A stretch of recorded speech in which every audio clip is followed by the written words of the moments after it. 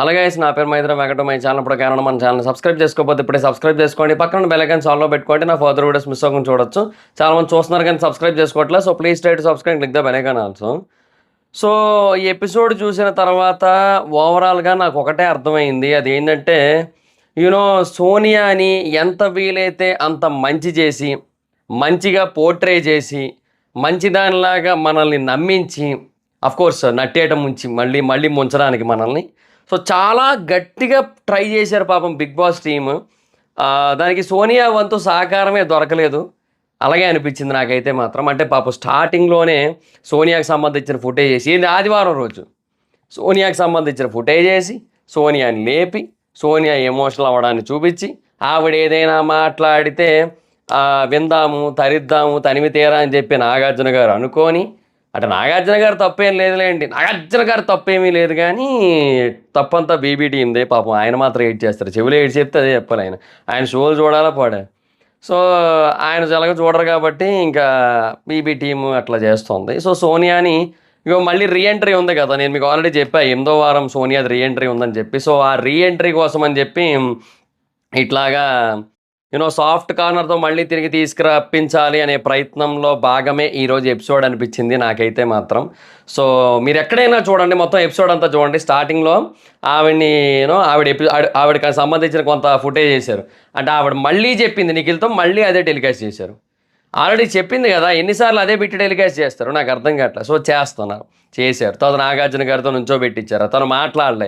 తను మాట్లాడకపోయేసరికి నిఖిల్ని లేచి మాట్లాడమన్నారు. సరే నిఖిల్ అయినా సరే పాజిటివ్గా చెప్తారు కదా సోనియాకని, నిఖిల్ని మాట్లాడొద్దనేసింది సోనియా.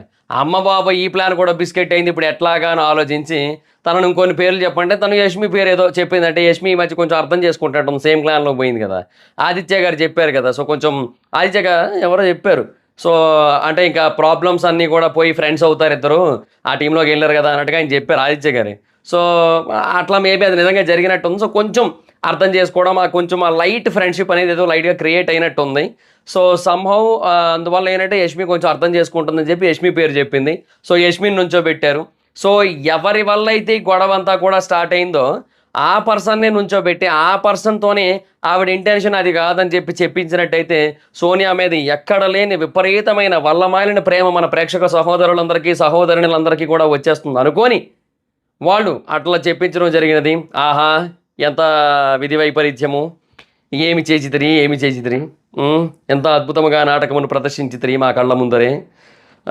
అది చూసిన తర్వాత మాకు నిద్ర వచ్చినది, అయినప్పటికీ తప్పదు కాబట్టి మేము ఎపిసోడ్ చూసాము అంతే, అంతకు మించి ఇంకేమీ లేదు అక్కడ.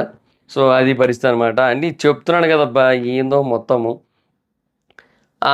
అక్కడతో అది అయిపోయింది. సో ఇంకా తర్వాత మనకి సోనియా ఎలిమినేషన్ని కూడా మీరు గమనించినట్టయితే చాలా డిఫరెంట్గా ప్లాన్ చేశారు. సో మణికంఠని 0లు ఎక్కువ వచ్చాయని చెప్పి డేంజర్ జోన్లో పెట్టారు. అండ్ ఓటింగ్ ప్రకారంగా సోనియా డేంజర్లో ఉందని చెప్పి. సో బేసిక్గా ఆల్రెడీ కంటెస్టెంట్లు మణికంఠని 0 అని చెప్పి చూస్ చేసుకొని ఎక్కువ ఓట్లు వేశారు కదా తనకి 0గా. సో ఇక్కడ కూడా మణికంఠకి ఓట్లు వేస్తారు. సో ఇక్కడ సోనియాకి అన్ని ఓట్లు అక్కడ పడలేదు కదా, సో ఇక్కడ సోనియాకి ఇక్కడ ఎక్కువ పడతాయేమో పాజిటివ్గా. సో మణికంఠకి నెగిటివ్గా ఉన్నారు కాబట్టి మణికంఠకి ఎక్కువ వేస్తారేమో నెగిటివ్ ఓట్లు. సో మణికంఠని ఎలిమినేట్ చేసేయచ్చు, సోనియాని కాపాడదాం, లేకపోతే పోయాడు మణికంఠ, మనకి సోనియా ఇంపార్టెంట్ అన్నట్టుగా ఒక నామినేషన్ పెట్టారు. అంటే తీసుకుపోయి మళ్ళీ హౌస్ మేట్స్ చేతిలో పెట్టారు డెసిషన్. కానీ ఒకటైతే చెప్తా చూడండి, హౌస్ మేట్స్ అందరూ కూడా మణికంఠని టార్గెట్ చేస్తున్నారు అనే వాళ్ళకి ఈరోజు ఎపిసోడ్ ఒక పెద్ద ఏమంటారు చెంపదెబ్బ అని కూడా చెప్పొచ్చు. అంటే ఎందుకంటే వెరీ క్లియర్ అక్కడ అందరూ, అంటే ఒక్క 3 పీపుల్ సోనియాకి సపోర్ట్గా ఉన్నవాళ్ళు, వాళ్ళు బాగా కనెక్టెడ్ సోనియాకి. సో అందుకనే ఆ ముగ్గురు కూడా సోనియా కోసం ఆగారు. కానీ మిగతా వాళ్ళందరూ కూడా హార్ట్ఫుల్గా మణికంఠకి అయితే ఒకటి సపోర్ట్ చేశారు అక్కడ. ఈవెన్ మిగతా టైంలో ఇప్పుడు ప్రేరణ ఉంది, ప్రేరణకి మణికంఠకి 0 ఇచ్చింది, కానీ ప్రేరణ నిలబడింది. నబీల్ మణికంఠకి 0 ఇచ్చాడు, కానీ నబీల్ నిలబడ్డాడు. So it's not target man. ప్రతిసారి కూడా ఈ బొంగులో సింపతి కార్డులు ప్లే చేయకండి బయట. సో నేను ఏమంటున్నానంటే వాళ్ళకి ఆ పాయింట్లో మణికంఠ చేసింది తప్పు అనిపించింది. సో తప్పని చెప్పారు. తప్పని చెప్పినంత మాత్రాన తప్పు చేసినోడు కాకుండా పోవడు కదా. ఇప్పుడు నేను అదే చెప్తున్నా, నేను నిన్న కూడా అదే చెప్పా, ఇవాళ కూడా అదే చెప్తున్నా. ఇప్పుడు ఒక హంతకుడు ఉన్నాడబ్బా. ఇప్పుడు కసబ్ ఉన్నాడు. మనకి ముంబై దగ్గర దాడులు చేశారు కదా! వాడిని ఉరితీశారు కదా! సో, ఆ కసబ్ అనేటోడిని చూపిస్తే ఎవడైనా సరే ఉగ్రవాదని, హంతకుడని అంటాడు. ఎక్సెప్ట్ పాకిస్తానీలు. వాళ్ళు మాత్రం మా దేశ వీరుడు, ధీరుడు అట్లా అని చెప్తారు వాళ్ళు. సో, మనోళ్ళైతే డెఫినిట్‌గా ఖచ్చితంగా ఉగ్రవాది అని, హంతకుడని, మనిషి పుట్టుక పుట్టలేదు వాడని ఇట్లాగే మాట్లాడతారు. సో, ఇప్పుడేంది ఇప్పుడు భారతదేశంలో ఉన్న ఒక 100,00,00,000 మంది కసబ్ గురించి ఇట్లా మాట్లాడితే 100,00,00,000 మంది కసబ్‌ని టార్గెట్ చేశారని చెప్పి, కొంతమంది కసబ్‌కి సింపతి చూపిస్తే మీకు ఎట్లా అనిపిస్తది? కోపం వస్తది కదా! సో, నేను అదే అంటున్నా. ఇప్పుడు మణికంఠ అనే పర్సన్ కొన్ని పాయింట్స్‌లో వాళ్ళు చెప్పిన పాయింట్లు ఏవైతే ఉన్నాయో, ఆ పాయింట్‌లో తప్పు చేశాడని వాళ్ళకి అనిపించింది. అదే విషయాన్ని చెప్పారు. సో, అందులో తప్పేముంది? అంతే గదా! ఇందులో టార్గెట్ ఏముందబ్బా? మణికంఠన్ టార్గెట్, మణికంఠను బయటికి గెంటేశారు, మణికంఠను తొక్కేశారు, మణికంఠను తరివేశారు, మణికంఠ తోలొలిచేశారు, ఆ! మణికంఠను నలిపేశారు, మణికంఠను చిరిమేశారు. ఏదది? ఏదో మొత్తం. So, this is not at all right అని చెప్పొచ్చు. సో, డెఫినిట్‌గా హౌస్‌మేట్స్ అందరూ కూడా మణికంఠ తప్పనిపించినప్పుడు తప్పని చెప్పారు. మణికంఠకి సపోర్ట్ చేయాల్సిన సిట్యుయేషన్ వచ్చినప్పుడు మణికంఠకి సపోర్ట్ చేశారు. It's very clear. వాళ్ళైతే న్యూట్రల్‌గా ఉన్నారు. ఎట్లాంటి బయాస్‌లు, ఎట్లాంటి టార్గెట్‌లు లేకుండా. ఈవెన్ ఒకవేళ నిఖిల్ గాని, పృథ్వీ గాని ఈరోజు గూడా మణికంఠకి అది అది హ్యాండ్‌ది అట్లా చెప్తున్నప్పుడు గూడా ఇది టార్గెట్ కాదని చెప్తున్నారు. ఎందుకంటే మేబీ అట్లా అనిపించచ్చేమో. బట్ మా ఉద్దేశ్యం అయితే అది కాదు అని చెప్పి. సో, వాళ్ళైతే జెన్యూన్‌గానే చెప్పారనిపించింది. సో, సింపుల్ అబ్బా! ఇప్పుడు అక్కడ ఎవరిని టార్గెట్ చేయట్లేదు ప్రస్తుతానికి. సో, ఒకే ఒక్క కంటెస్టెంట్ మిగతా వాళ్ళని టార్గెట్ చేస్తూ ఉండేది సోనియా. ఆ పర్సన్ అయితే ఎలిమినేట్ అయిపోయింది యాస్ ఆఫ్ నౌ. సో, అది పరిస్థితి అనమాట. అంతే, అంతకుమించి ఇంకేమీ లేదు. సో, దానికి అంత హల్చల్ చేయడం అనేది అనవసరం అని నా పాయింట్ ఆఫ్ వ్యూ. సో, అదే ఇక్కడ కూడా అది మళ్ళీ పీపుల్ చేతిలో పెట్టి, అదే హౌస్‌మేట్ చేతిలో పెట్టి మణికంఠను పంపించేస్తారేమో వాళ్ళు, సోనియాని ఉంచుదాం అనుకున్నారు ఎలాగోలాగా. బట్ హౌస్‌మేట్స్ కూడా మణికంఠకి స్టాండ్ తీసుకొని సోనియాని అయితే పంపించేశారు. సో, అట్లాగా సోనియా అయితే ఎలిమినేట్ అయింది. సో, సోనియా ముందే అనుకుంటూ వస్తుందట. మార్నింగ్ నుంచి కూడా ప్రిపేర్డ్‌గా ఉన్నా అది ఇది అని చెప్పింది కదా! సరే, ఇంకా ఇదొకటి కదా! అంటే సోనియాని పాజిటివ్‌గా పంపే ప్రయత్నం చేశారనడానికి ఇది ఒకటి కదా! అంటే ఆ ఎలిమినేషన్ ప్రాసెస్ ఒకటి కదా! సో, ఇక్కడ మళ్ళీ సోనియాకి హౌస్‌మేట్స్ ఎవరు ఓటేయలేదు, సపోర్ట్ చేయలేదు చూడండి. సోనియా అంటే వీళ్ళకి ఎంత పడదు అనే బేసిస్ మీద సోనియాని పాజిటివ్ చేసి వీళ్ళని నెగిటివ్ చేసే ప్రయత్నంగా కూడా ఆ ఎపిసోడ్‌ని అయితే చూపించారనిపించింది. సో, అదొక థింగ్ కదా! తర్వాత ఏవి గమనించినట్టయితే ఆవిడ ఏవి ఎడిట్ చేశారయ్యా! నాలుగో వారంలో ఈవెన్ 'రతిక' విషయంలో కూడా అంత బెస్ట్‌గా ఏవి ఎడిట్ చేయలేదనిపించింది నాకైతే మాత్రం. సో, సోనియా విషయంలో మాత్రం చాలా బెస్ట్ ఏవి చేశారు. అంటే మధ్యలో పాటల సెలక్షన్ ఏందో మొత్తం అన్నట్టు ఏదో సంథింగ్ ఏదో చేశారు మొత్తం అంతా కూడా. సో, మొత్తం అది హైలైట్ అది. టూ పర్ఫెక్ట్ అసలు. సో, ఇంకా తర్వాత అదే చెప్తున్నాను కదా! ఇంకా ఆ రకంగా ఏవి పరంగా ఎలివేట్ చేసే ప్రయత్నం చేశారు. తర్వాత కంటెస్టెంట్ హౌస్‌లోకెళ్ళడానికి ముందు, అంటే కంటెస్టెంట్ ఎలిమినేట్ అయిపోయిన తర్వాత ఏవి చూపించిన తర్వాత ఇంటు ద హౌస్ అంటారు కదా! అట్లా చెప్పడానికి ముందు కంటెస్టెంట్‌లు బేసిక్‌గా ఎప్పుడూ మాట్లాడతారు నాగార్జున గారితో. సోనియా ఒక్కరితే మాట్లాడిందని కాదు. ఇంతకుముందు కూడా చాలామంది మాట్లాడారు. వాళ్ళవెవ్వరివి కూడా చూపించలే. వాళ్ళవెవ్వరివి కూడా ఎడిటింగ్‌లో లేపేశారు వాళ్ళందరివి కూడా. కానీ కేవలం సోనియాది మాత్రమే చాలా సేపు ఉంచారు నాగార్జున గారితో తను మాట్లాడిన మాటలన్నీ కూడా. సో, అంటే అక్కడ కూడా తనని పాజిటివ్ చేసే ప్రయత్నం. సో, అక్కడ కూడా తనకి మంచి కంటెంట్ ఇచ్చే ప్రయత్నం తన నుంచి. సో, తనని మళ్ళీ రిటర్న్ తీసుకొచ్చినప్పుడు తనకు కొంచెం ఓట్లు పడాలని కొంచెం గట్టిగా ప్రయత్నిస్తున్న ఫీలింగ్ అయితే వచ్చింది నాకైతే మాత్రం. ఇంకా అంటే అక్కడ ఎక్కువ చెప్పలేరు. ఎదురుగా ఆడియన్స్ ఉంటారు కాబట్టి దొరికిపోతారు. అందుకని ఎక్కువ చెప్పలేరు ఆన్ స్టేజ్. సో, కొంచెం జాగ్రత్తగా ఉంటూ అవన్నీ కూడా చెప్పలేరనమాట. సో, అందువల్ల అట్లా చేశారు. బట్ చాలా గట్టిగా, చాలా చాలా చాలా గట్టిగా ప్రయత్నించారబ్బా మొత్తం అంతా కూడా. సో, అదొకటి అనిపించింది నాకైతే. ఇంకా ఆ తర్వాత మణికంఠనైతే జైల్లో ఏశారు. సో, బేసిక్‌గా అది స్వయంకృతాపరాధం అంతే. మణికంఠ అనే పర్సన్ ఎప్పుడు కూడా ఒక డెసిషన్ మీద స్టాండ్ అయ్యి ఉండడు. సో, అది వచ్చిన ప్రాబ్లమ్ అంతా కూడా. అంటే వేరే వాళ్ళు ఏదైతే చెప్తూ ఉంటారో దానికి తగ్గట్టుగా మారిపోతుంటాడు మనిషి. సో, అది ఇక్కడ వచ్చిన మెయిన్ ప్రాబ్లమ్ అంతా కూడా. సో, అట్లా కాకుండా మణికంఠ డెఫినిట్‌గా తన ఒపీనియన్స్ మీద స్టాండ్ అయ్యి ఉండుంటే డెఫినిట్‌గా నెక్స్ట్ లెవెల్ సిట్యుయేషన్ ఉండేది. బట్ అలా లేదు. సో, ఇంకా జీరోలు పడ్డాయి. జైలుకెళ్ళాడు అంతే, అంతకుమించి ఇంకేమీ లేదు. సో, అట్లాగా అది ఎక్కువ సేపు కూడా లేడు. ఎందుకంటే ఇప్పుడు నామినేషన్స్ కొంచెం ఎర్లీగా స్టార్ట్ అయిపోతాయి. ఎందుకంటే మిడ్ వీక్ ఎలిమినేషన్ అయితే ఉండబోతోంది కదా! సో, ఒక్క నిమిషం ఆగండి, మా వాడు మెసేజ్ చేసాడేమో చూద్దాం. ఒకవేళ మెసేజ్ చేసినట్టయితే మాత్రం అంటే నామినేషన్ లిస్ట్ నాకు తెలిసి ఇంకా రాలేదు అనుకుంటున్నాను నేను. సో ఒకవేళ వచ్చినట్టయితే అప్పుడు మనకి ఒక క్లారిటీ వస్తుంది. అదనమాట సిచ్యువేషన్. సో మ్యాక్సిమం రాలేదు. లేదు. ఇంకా రాలేదు అప్డేట్ అయితే మాత్రం. సో అది సిచ్యువేషన్. సో నామినేషన్ లిస్ట్ మనకి మ్యాక్సిమం రేపు పొద్దునకైతే క్లారిటీ రావచ్చు. సో నామినేషన్స్‌లో ఒకవేళ ఆదిత్య గారు కనుక ఉన్నట్టయితే ఆదిత్య గారు ఖచ్చితంగా ఈ వీక్ మిడ్ వీక్ ఎలిమినేషన్ అవుతారు. ఆదిత్య గారు గానీ, లేదంటే నైనిక గానీ మిడ్ వీక్ అయితే ఎలిమినేట్ అవుతారనమాట. సో అది సిచ్యువేషన్. సో విష్ణుప్రియ ఎలిమినేట్ అవ్వదు. కొంతమంది కామెంట్ చేయడం చూసాను నేను, విష్ణుప్రియ ఎలిమినేట్ అయిపోవాలి త్వరగా అని చెప్పి. బట్ నో, విష్ణుప్రియ ఎలిమినేట్ అవ్వదు. మ్యాక్సిమం అది రైట్ సిచ్యువేషన్ అయితే కాదు. సో ఈ వారం ఒక మిడ్ వీక్ ఎలిమినేషన్ ఉంటుందని చెప్పి నాగార్జున గారు చెప్పారు. కానీ నా డౌట్ ఏంటంటే ఈ వారం మిడ్ వీక్ ఎలిమినేషన్ కింద ఎవరినైతే పెడతారో వాళ్ళే సీక్రెట్ రూమ్కి వెళ్ళే ఛాన్స్ అయితే ఉందనిపిస్తోంది. సో అట్లయితే మణికంఠను పంపిస్తారు సీక్రెట్ రూమ్కి. ఎందుకంటే వాళ్ళు ప్లాన్ చేసింది అదే మొత్తం అంతా కూడా, మణికంఠ మణికంఠ మణికంఠ. వాళ్ళు సీక్రెట్ రూమ్ కోసం మణికంఠనే అనుకున్నారు, ఇంకెవ్వరిని అనుకోలే. మణికంఠనే అనుకున్నారు మొత్తం. ఒక్కరు తప్ప ఒక్కరు ప్రేరణ పేరు చెప్పారు ఫ్రైడే రోజు జరిగిన మీటింగ్లో. అక్కడ మీటింగ్ అయింది రేంటి శర్మ ఆఫీస్లో. సో మణికంఠనే అనుకున్నారు. మ్యాక్సిమం మణికంఠనే పంపిస్తారు. సో అంటే నామినేషన్స్ని బట్టి డిపెండ్స్. ఒకటి మణికంఠ నామినేషన్లో రాకపోతే ఏమో చెప్పలేం. ఆయన మణికంఠ నామినేషన్స్లో రాకపోవడం ఏంది, ప్రతి వారం వస్తాడు. సో మణికంఠకి నో డౌట్ నామినేషన్స్ అయితే గట్టిగానే పడతాయి. సో మణికంఠ నామినేషన్స్లోకి వచ్చే అవకాశాలు ఉన్నాయి. అండ్ మిడ్ వీక్ ఎలిమినేషన్ అని చెప్పి తనని సీక్రెట్ రూమ్కి అయితే పంపిస్తారు. ఎందుకంటే ఒకటి చెప్తా చూడండి, నాగార్జున గారు శనివారం రావడమే చాలా కష్టమైపోతుంది ఆయనకి. ఆయన శనివారం పొద్దున్న వచ్చి సాయంత్రం వరకు ఉండడానికి ఆయన కుదరట్లా. సో అట్లాంటిది ఆయన నాగార్జున గారు మళ్ళీ బుధవారం లక్ష్మీవారం వచ్చి ఒక ఎపిసోడ్ షూట్ చేసి ఎలిమినేషన్ చేసి అదంతా చేయరు ఆయన. సో మిడ్ వీక్ ఎలిమినేషన్ అని చెప్పి మనకి చెప్పారు. సో దీనికోసం ఆడియన్స్ ప్రిపేర్డ్గా ఉంటారు కదా అని చెప్పి, అంటే షోకి హైప్ క్రియేట్ చేయడానికి. సో అట్లా చేసిన తర్వాత బిగ్ బాస్ అందరినీ కూడా నుంచోబెడతాడు. అండ్ మళ్ళీ ఒక మిడ్ వీక్ ఎలిమినేషన్ అని చెప్తారు. సో మళ్ళీ అప్పుడు అదే చెప్తున్నా, అటు తిప్పి ఇటు తిప్పి తిమ్మిని మమ్మీని చేసి మణికంఠ వచ్చేలా చేస్తారనిపిస్తోంది ఎలిమినేషన్ రౌండ్కి. అండ్ మణికంఠను బయటికి పంపిస్తున్నాం అని చెప్పి పోయి సీక్రెట్ రూమ్కి తీసుకొని వెళ్ళొచ్చేమో అనిపిస్తోంది నాకైతే మాత్రం. సో అట్లాగా మణికంఠను సీక్రెట్ రూమ్లో పెడతారు. అండ్ మణికంఠని మళ్ళీ ఎప్పుడు తీసుకొస్తారు యాక్చువల్గా, వైల్డ్ కార్డ్స్ అన్నీ అయిపోయిన తర్వాత అప్పుడు తీసుకొని వస్తారు. లేదంటే వైల్డ్ కార్డ్స్తో పాటుగా తీసుకొని వస్తారు, అంటే సాటర్డే ఎపిసోడ్లో. సో అది సిచ్యువేషన్ అనమాట. ఎందుకంటే నెక్స్ట్ వీకే కదా మనకి వైల్డ్ కార్డ్స్ వచ్చేది. సో నెక్స్ట్ వీక్ టైంకి అట్లా ఉంటుంది అనమాట సిచ్యువేషను. సో అదనమాట పరిస్థితి.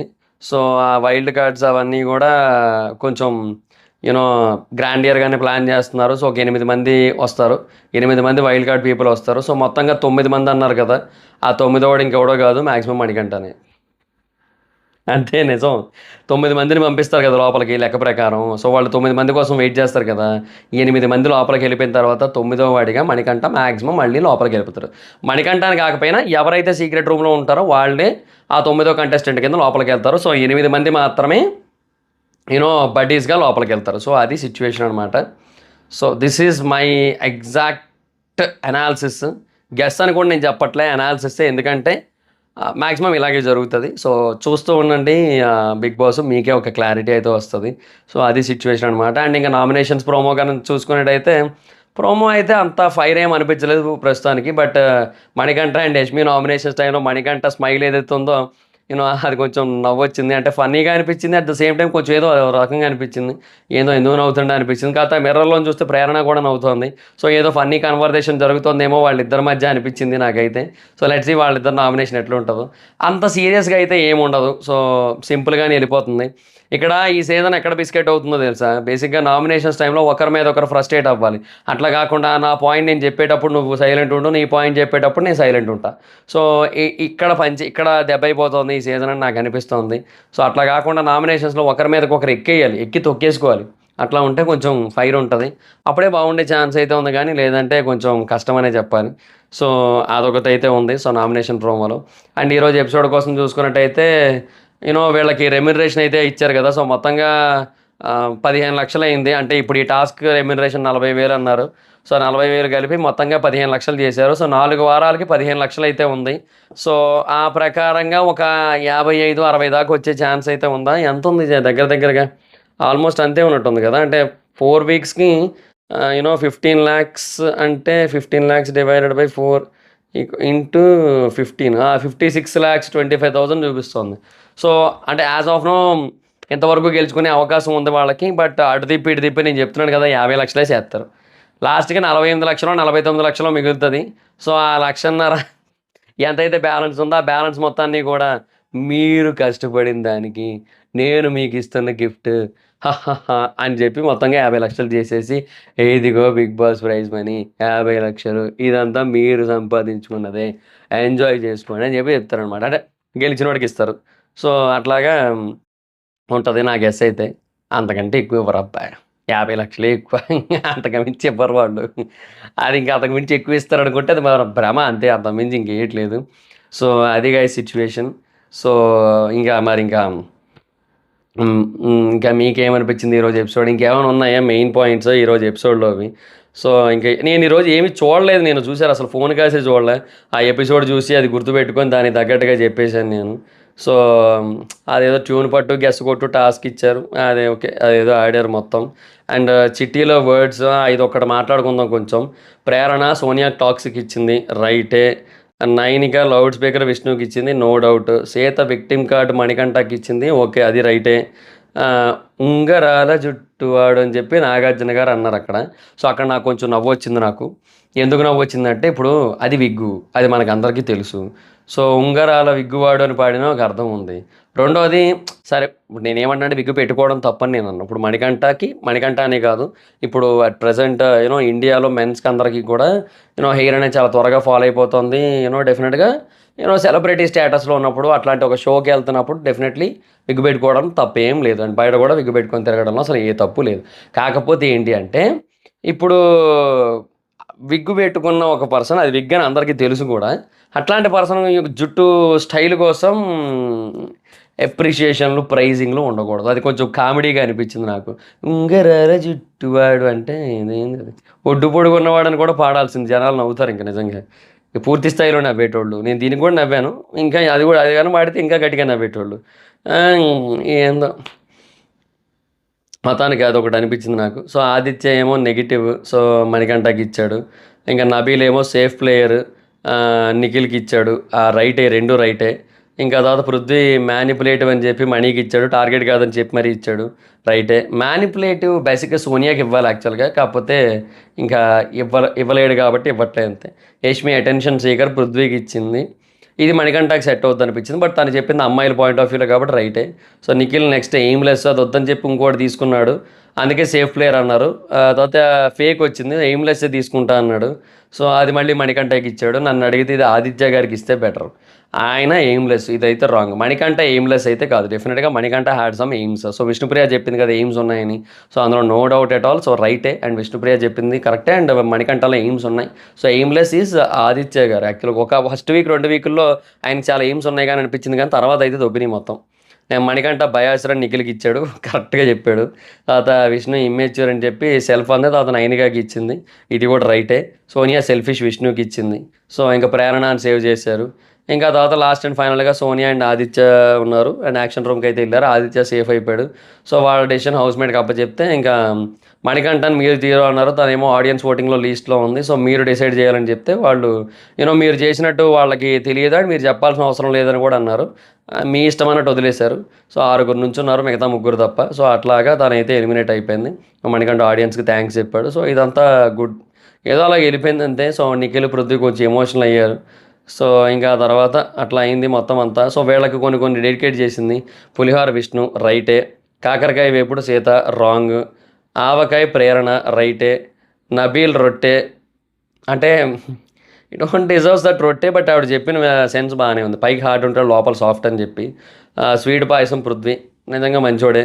అన్నం నిఖిల్ నువ్వు లేకపోతే అక్కడ ఏమి లేదంది. అంత లేదు ఇప్పుడు దాకా అయితే లేదు. మేబీ ఇక మీదట ఉంటుందేమో అలాగా. యష్మి చేప వేపుడంట. సో బాగానే చెప్పింది యష్మి కోసం. అప్పడం 9 వెంటనే విరిగిపోద్ది, మెంటల్ స్ట్రెంత్ కావాలని. సో నిఖిల్ అక్కడ ఎమోషనల్ అయిపోయాడు. సో అట్లా కంట్రోల్ చేసుకున్నాడు మొత్తానికి. సో తర్వాత వైల్డ్ కార్డ్ ఎంట్రీ అయితే ఉంది అని చెప్పారు. అండ్ మిడ్ వీక్ ఎలిమినేషన్ ఉంటుందని కూడా చెప్పారు. సో ఈ మిడ్ వీక్ ఎలిమినేషన్లో మ్యాక్సిమం అలాగే జరుగుతుంది. అంత మించి ఇంకేయట్లేదు. సో టెన్షన్ పడకండి. సీరియస్గా కంగారు పడిపోయి అలా జరిగిపోద్ది, ఇలా జరిగిపోద్ది, అట్లా అయిపోద్ది, ఇట్లా అయిపోద్ది అనుకోకండి. ఏముండదు ఆడ లోపల, ఏముండదు అంతాడు వల్ల. అది matter. So that's guys, this is the video కనుక మీకు నచ్చినట్టయితే లైక్ చేయండి, వీడియో షేర్ చేయండి. ఇప్పటివరకు ఎవరైనా మన ఛానల్ సబ్స్క్రైబ్ చేసుకోకపోతే ఇప్పుడే సబ్స్క్రైబ్ చేసుకోండి, పక్కన బెల్ ఐకాన్ ఆన్లో పెట్టుకోండి, నా ఫర్దర్ వీడియోస్ మిస్ అవ్వకుండా చూడొచ్చు. చాలా మంది చూస్తున్నారు కానీ సబ్స్క్రైబ్ చేసుకోవట్లేదు. So please try to subscribe, click the bell icon also. నా ఇన్స్టాగ్రామ్ ఐడి జబర్దస్త్ మైదర్ మెగా కూడా వచ్చి ఫాలో అవ్వచ్చు. Thank you so much guys, bye. Next video, bye.